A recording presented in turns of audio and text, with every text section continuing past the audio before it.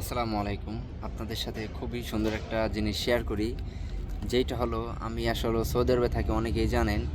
তা আমি এখন ওয়ার্কশপের বাইরে বইসা রইছি আমার কিছু মাল পাওয়ার দিতেছি। যে মালগুলো কিনে আমি গাড়িতে উঠাইছি।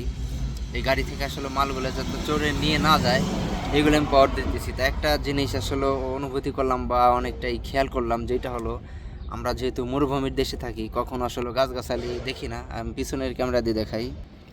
এই যে দেখেন আমরা আসলে মরুভূমির ভিতরে থাকি গাছগাছালি হিসাবে আমরা দেখতেই পাই না বা গাছের যে ছায়াটা আছে প্রাকৃতিক যেই গাছের ভালোবাসাটা আছে যেটা আসলে আমরা পাই না। তা আমি এইখানে মাল পাওয়ার দেওয়ার এসে একটা জিনিস অনুভূতি করলাম আমাদের রুমে প্রায় 24 ঘন্টা আমরা যখন রুমের ভিতরে থাকি আমাদের রুমে প্রায় ছোট্ট একটা রুমে 2টা এসি চলে। আর 2টা এসির ভিতরে থাকি যে আরাম আয়েসটা পাওয়া যায় তার সাথে বেশি আরাম আয়েসটা এখন আমার কাছে লাগতেছে। তার কারণ আমি এখন একেবারে প্রাকৃতিক যেই গাছের ছায়া এইটার নিচে এই মুহূর্তে বসে আছি। আর আমার মনে হয় যে আমি এই 4 বছরের ভিতরে কখনো এরকম গাছের নিচে বসে থাকি নেই।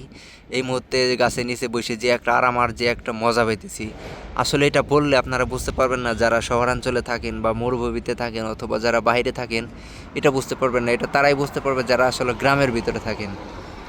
আসলে কি বলবে যে আমি আমার কি মাল পাওয়ার দিতেছি সেটা আমি আপনাদেরকে দেখাই।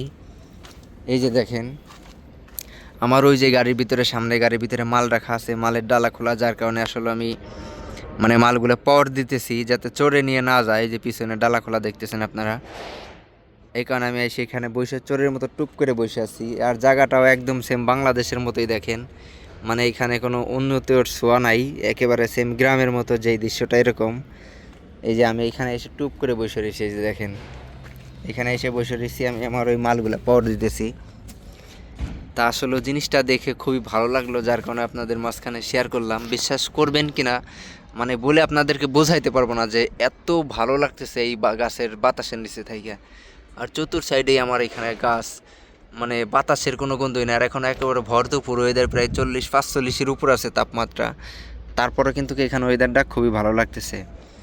তা আসলে এই ভালো জিনিসটা আপনাদের মাঝখানে শেয়ার করলাম, কারণ আমরা যেহেতু সৌদি আরবে থাকি, মরুভূমিতে থাকি, এরকম প্রাকৃতিক হাওয়া বা বাতাস ওয়েদার আমরা আসলে কখনো পাই না।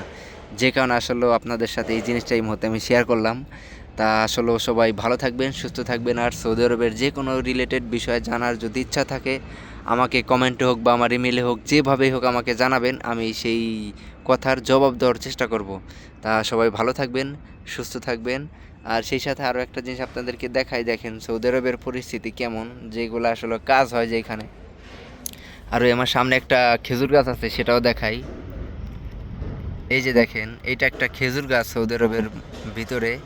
আর এই খেজুর গাছে কিন্তু খেজুর ধরে না, ধরে যেগুলো আসলে থাকে না, কারণ এই সমস্ত গাছে খেজুর গাছে অনেক যত্ন নিতে হয়। তা যত্ন না নিলে আসলে খেজুর ধরে না। যাই হোক, এই বিষয়টা আপনাদের সাথে শেয়ার করলাম। যদি ভালো লাগে অবশ্যই আমার জন্য দোয়া করবেন। আসসালামু আলাইকুম।